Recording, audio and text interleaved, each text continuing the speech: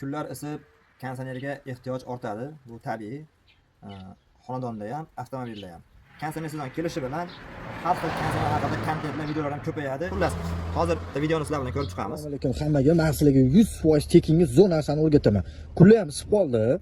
Avtoda turgandan keyin mashina konditsioneri mana bu temiri kapot ichida motori yonida bo'lgani uchun unaqa salonni cho'tki muzlata olmaydi. Buning uchun juda ham oson, обязательно ustiga boshish shart emas. O'zingiz uy sharoitida qiladigan ishingiz. Mana oddiy mana plastmaska turbalarga o'raladigan mana bunaqa gufra olasizlar, metrajli bo'ladi, bular olasiz.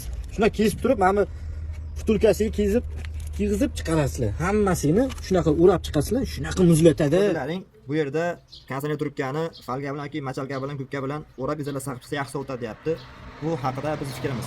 Birinchidan mana shu trubkani ko'rsatishgan. Bu avtomat korobkani radiatorini, yog'ini trubkasi. Bu hech qanaqa konditsionerga aloqasi yo'q. Keyingisi Nexus 3 avtomobilda ko'rsatishgan. Xuddi shu trubkamiz. Bu damashniy konditsionerlarda o'raladi. Sababi trubkaning ichida sovuq furyon yuradi. Shuni hisobidan kondensat hosil bo'lib, uy devorlariga, boshqalariga suv tomib, noqulaylik keltirib chiqarmasligi uchun avtomobilda bu hech qanaqangi muammo keltirib chiqarmaydi.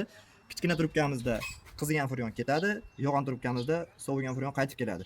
Xullas, falga bilan, gubka bilan, machalka bilan konditsioner trubkalarida izolyatsiya qilib chiqish hech qanaqangi yaxshi sovutishga yoki past sovutishiga aloqasi yo'q. Shuning uchun har xil ko'rgan videolarga ishonib, o'zlaringning ortiqcha vaqtlaringni ketkazmanglar. Video foydali bo'lgan bo'lsa, yaqinlarga jo'natib qo'yamiz. Sog' bo'ling.